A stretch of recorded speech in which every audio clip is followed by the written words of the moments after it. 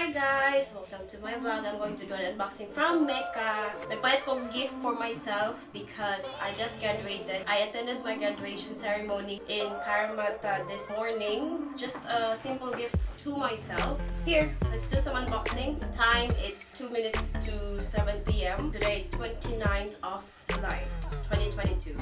So let's do some unboxing. So this is the Beauty Loop number 1.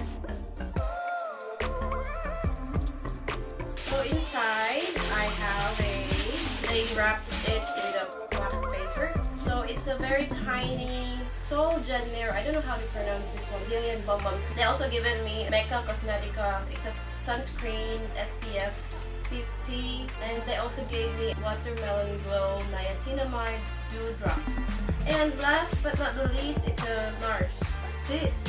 NARS, they gave me some card blush in a shade of Orgasm. Tester. Thanks for this one, Mecca.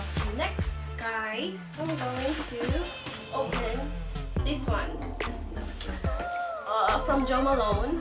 I got the Nectarine Blossom and Honey Cologne. Here it is. It's the bigger one. It's the same size as what I had before in the Philippines.